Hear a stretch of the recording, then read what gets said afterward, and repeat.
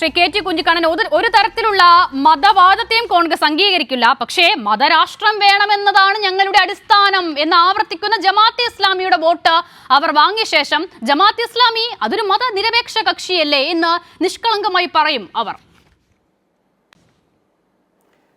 അല്ല, നമ്മുടെ രാജ്യത്തിൻ്റെയും കോൺഗ്രസ് പാർട്ടിയുടെയും ചരിത്രത്തിൽ ഈ മതരാഷ്ട്രവാദികളുമായിട്ട് തിയോക്രാറ്റിക് നിലപാടുള്ള തീവ്രവാദ സംഘങ്ങളുമായി ഒത്തുതീർപ്പും അഡ്ജസ്റ്റ്മെൻറ്റും നടത്തിയതിന് വലിയ വില കൊടുത്ത പ്രസ്ഥാനമാണ്. ഇവിടെ കോൺഗ്രസിനെ പ്രതിനിധീകരിച്ച് ചർച്ചയിൽ പങ്കെടുക്കുന്ന സുഹൃത്തത് മനസ്സിലാക്കണം.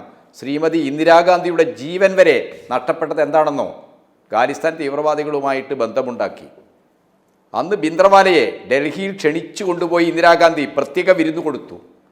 ഇന്ദിരാഗാന്ധിയുടെ അവരുടെ പിതാവിൻ്റെ കാലത്ത് ആരാധ്യനായ നെഹ്റു വളരെ റെസ്പെക്റ്റോടുകൂടി കണ്ടിരുന്ന കുൽദീപ് നയ്യർ അന്ന് ശ്രീമതി ഇന്ദിരാഗാന്ധിയോട് ചോദിച്ചു, എന്തിനാണ് ഒരു മതരാഷ്ട്രവാദിയായ ഒരു തിയോക്രാറ്റിക്കായ ഈ സന്യാസിയെ, ഈ ഭിന്ദ്രൻവാലയെ നിങ്ങൾ ഡൽഹിയിൽ ക്ഷണിച്ചു കൊണ്ടുവന്ന് ഔദ്യോഗിക വിരുന്ന് കൊടുത്തത്? അപ്പോൾ കുൽദീപ് നയ്യരോട് ക്ഷോഭിച്ചൊന്നും പറയാൻ പറ്റില്ല. തൻ്റെ പിതാവിൻ്റെ സുഹൃത്താണ്. ഇന്ദിരാഗാന്ധി എന്താ പറഞ്ഞത്? അയാൾ സാത്വികനായ ഒരു സന്യാസിയാണ്, അദ്ദേഹത്തെ ഞാൻ വിളിച്ചു വരുത്തിയത് ഒരു വിരുന്നിന് വേണ്ടി മാത്രമാണ് എന്നാണ്. പക്ഷേ ആ സാത്വികനായ ഭിന്ദ്രൻവാലയുടെ ഖാലിസ്ഥാൻ രാഷ്ട്രം വിഭാവനം ചെയ്തുകൊണ്ടുള്ള വിധ്വംസക പ്രവർത്തനങ്ങളുടെ വളരെ മാരകമായ ചരിത്രഗതിയിലാണ് ഇന്ദിരാഗാന്ധിക്ക് സ്വന്തം ജീവൻ കൊടുക്കേണ്ടി വന്നത്. കേരളത്തിൻ്റെ സാമൂഹ്യ അന്തരീക്ഷത്തിൽ ജമാഅത്തെ ഇസ്ലാമി ആരാണെന്ന് എല്ലാവർക്കും അറിയാം. അവരിപ്പോൾ UDFൻ്റെ സൗകര്യങ്ങൾ ഉപയോഗിച്ചുകൊണ്ട് ഈ സംസ്ഥാനത്ത് ഒരു ഇസ്ലാമിക് സെക്ട് ഉണ്ടാക്കാനുള്ള, മതസെക്ട് ഉണ്ടാക്കാനുള്ള, അതിന് ഇസ്ലാമിൻ്റെ ചരിത്രവും മതവും പ്രബോധനവും പ്രവാചകന്റെ ദർശനവും ഖുറാനുമായിട്ട് യാതൊരു ബന്ധവുമില്ല. അത് ഈജിപ്തിൽ ബ്രിട്ടനും ഫ്രാൻസിനും അമേരിക്കക്കുമെതിരെ ഉയർന്നു വന്ന അറബ് ദേശീയതയുടെ മുന്നേറ്റത്തെ തടയാൻ ഉണ്ടാക്കിയ മുസ്ലിം ബ്രദർഹുഡിൻ്റെ പ്രതിവിപ്ലവകരമായ അങ്ങേയറ്റം പുരോഗതിക്കും ദേശീയതക്കുമെതിരായിട്ടുള്ള രാഷ്ട്രീയ സിദ്ധാന്തമാണ് ജമാഅത്തെ ഇസ്ലാമിയുടെ സിദ്ധാന്തം. ആ ജമാഅത്തെ ഇസ്ലാമി ആ സിദ്ധാന്തം മുന്നോട്ട് വെച്ച 1928 മുസ്ലിം ബ്രദർഹുഡിന് രൂപം കൊടുത്ത അസൽ ബന്നയുടെ ചിത്രം വെച്ച് കരിപ്പൂർ എയർപോർട്ടിലേക്ക് മാർച്ച് നടത്തിയ ആൾക്കാരാണ്. സയ്യിദ് കുത്തബ് രാഷ്ട്രീയ അധികാരത്തിന് വേണ്ടി ഇസ്ലാം ആയുധമെടുക്കണമെന്ന് പറഞ്ഞ, ആയുധമെടുക്കാതെ അധികാരം പിടിച്ചെടുക്കാൻ കഴിയില്ലെന്ന് പറഞ്ഞ വിധ്വംസക രാഷ്ട്രീയം, മതരാഷ്ട്രവാദത്തിൻ്റെ ഏറ്റവും ചിത്ര സ്വഭാവമുള്ള സിദ്ധാന്തം അവതരിപ്പിച്ച ആളാണ് കുത്തബ്. ആ സെയ്ദ് കുത്തബിൻ്റെയും അസൻ ബന്നയുടെയും ചിത്രം പിടിച്ച് കരിപ്പൂർ എയർപോർട്ടിലേക്ക് മാർച്ച് നടത്തിയ അതേ സോളിഡാരിറ്റിക്കാർ ഇന്നലെ, ഞാനിത് അവിടെ ഒരു ക്യാമ്പിൽ പങ്കെടുത്തിട്ട് വരിക, ആ സോളിഡാരിറ്റിക്കാർ മലപ്പുറത്ത് എന്താ ചെയ്തത്? മൗദൂദിയുടെ അതേപോലെ തന്നെ മറ്റൊരു ഈജിപ്ഷ്യൻ രാഷ്ട്രീയ ഇസ്ലാമിസ്റ്റായ മിസ്റ്റർ ഷെയ്ഖ് ഖുറദാവിയുടെയും രാഷ്ട്രീയ ചിന്തകളും ഭാവിയും എന്ന വിഷയത്തെ കേന്ദ്രീകരിച്ച് ശില്പശാല വെച്ചിരിക്കുന്നു, പഠന ക്യാമ്പ് വെച്ചിരിക്കുന്നു എന്ന് പറഞ്ഞാൽ അങ്ങേയറ്റം വിധ്വംസകമായ ഒരു ഒരു വളരെ റിലീജിയസ് ആയിട്ടുള്ള ഒരു മനോഭാവം നമ്മുടെ ചെറുപ്പക്കാർക്കിടയിൽ സൃഷ്ടിക്കാനുള്ള രാഷ്ട്രീയ അജണ്ടയുമായി ഇറങ്ങിത്തിരിച്ചിരിക്കുകയാണ് കേരളത്തിൽ ജമാഅത്ത് ഇസ്ലാമി. ആ ജമാഅത്ത് ഇസ്ലാമിയായിട്ട് രാഷ്ട്രീയ സഖ്യം ഉണ്ടാക്കുമ്പോൾ ഇവിടെ റെജി പറഞ്ഞുകൊണ്ടിരിക്കുന്നത് എന്താണ്? അദ്ദേഹം തെറ്റിദ്ധരിപ്പിക്കുകയാണ്. അദ്ദേഹം പറഞ്ഞുകൊണ്ടിരിക്കുന്നത് എന്താണ്? മതത്തോട് ഞങ്ങൾക്ക് യാതൊരു പ്രശ്നവുമില്ല, എല്ലാ മതത്തിലും പെട്ട ആളുകളെ ഉൾക്കൊള്ളും. മതം ഇസ്ലാമാണ്, ഇത് രാഷ്ട്രീയ ഇസ്ലാമിസമാണ്. പൊളിറ്റിക്കൽ ഇസ്ലാമിസം എന്ന് പറയുന്നത് ബ്രിട്ടനും അമേരിക്കയൊക്കെ ഉണ്ടാക്കിയ ഒരു സാമ്രാജ്യത്വ തത്വശാസ്ത്രമാണ്. അത് നബിയുടെ പ്രബോധന ചരിത്രവുമായി ഖുറാനിക ജ്ഞാനവുമായി അതിന് യാതൊരു ബന്ധവുമില്ല.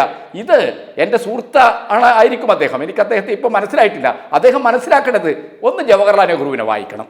ജവഹർലാൽ നെഹ്റു 1937 ഇന്ത്യൻ മുസ്ലിങ്ങൾ തെറ്റിദ്ധരിച്ച് കോൺഗ്രസുമായി, ദേശീയ പ്രസ്ഥാനവുമായി അകലം പ്രാപിക്കരുത്, നിങ്ങൾ ദേശീയ പ്രസ്ഥാനത്തിൻ്റെ ഭാഗമാകണം. അങ്ങനെ അന്നത്തെ AICC 1937 AICC വർക്കിംഗ് കമ്മിറ്റിയുടെ തീരുമാനമനുസരിച്ച് ജവഹർലാൽ നെഹ്റു ദേശീയ തലത്തിൽ ഒരു മുസ്ലിം ജനസമ്പർക്ക പരിപാടി ആരംഭിച്ചു. ആ ജനസമ്പർക്ക പരിപാടിയെക്കുറിച്ച് ഇന്നലെ ഈ ജമാഅത്ത് ഇസ്ലാമിയുടെ സോളിഡാരിറ്റിക്കാർ മലപ്പുറത്ത് പഠിപ്പിച്ച രാഷ്ട്രീയ ചിന്തയുണ്ടല്ലോ മിസ്റ്റർ മൗദൂദിയുടെ, ആ മൗദൂദി എന്താ പറഞ്ഞതെന്നറിയോ?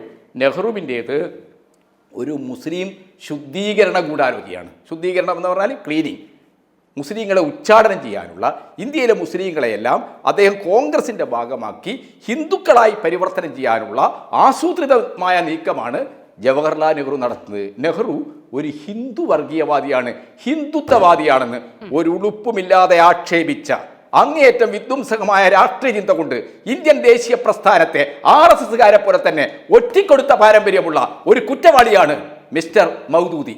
ആ മൗദൂദിയുടെ സിദ്ധാന്തം, രാഷ്ട്രീയ ജീവിതം, അതിൻ്റെ ഭാവി എന്താണെന്ന് ഇന്നത്തെ കാലത്ത് ഈ 21ാം നൂറ്റാണ്ടിൽ മലപ്പുറം പോലെയുള്ള ഒരു സ്ഥലത്ത് RSSകാരെ പോലെ തന്നെ ക്യാമ്പുകൾ വെക്കുകയാണ്.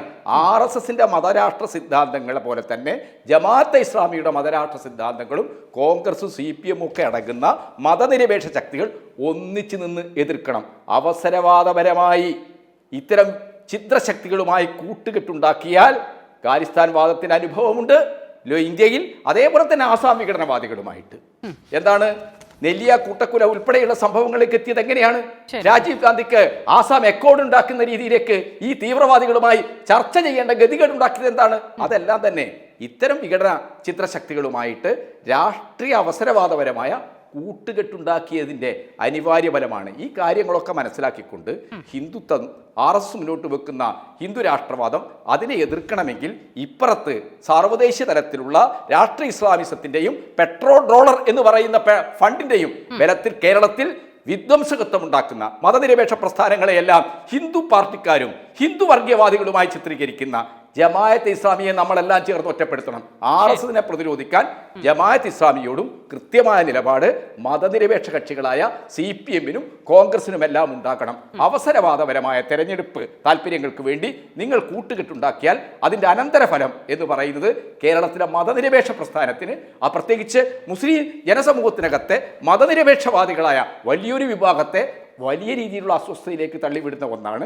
വളരെ തെറ്റായ ഒരു റിലീജിയസ് സെക്ട് ഉണ്ടാക്കാൻ ഇത് 1970കളിലൊക്കെ പാകിസ്ഥാനിൽ നമ്മൾ കണ്ടതാണ്. ശീതയുദ്ധകാലത്തെക്കുറിച്ചുള്ള പഠനങ്ങളിൽ പാകിസ്ഥാനിലെ മതനിരപേക്ഷ പ്രസ്ഥാനത്തെ തകർക്കാൻ മൗദൂദി വഹിച്ച പങ്കെന്താണെന്നുള്ള നിരവധി പഠനങ്ങളുണ്ട്. അതുകൊണ്ട് റെജിയോട് എനിക്ക് പറയാനുള്ളത്, താങ്കൾ ഇതിനെ ന്യായീകരിച്ചാൽ RSSനെതിരായിട്ടുള്ള നമ്മുടെ കൂട്ടായ പ്രതിരോധത്തെ ദുർബലപ്പെടുത്തുന്ന നിലപാടാണ് ഇന്ത്യൻ നാഷണൽ കോൺഗ്രസ് UDF ഇപ്പോൾ ജമാഅത്ത് ഇസ്ലാമിയുമായി ഉണ്ടാക്കുന്ന അവസരവാദപരമായ കൂട്ടുകെട്ട്.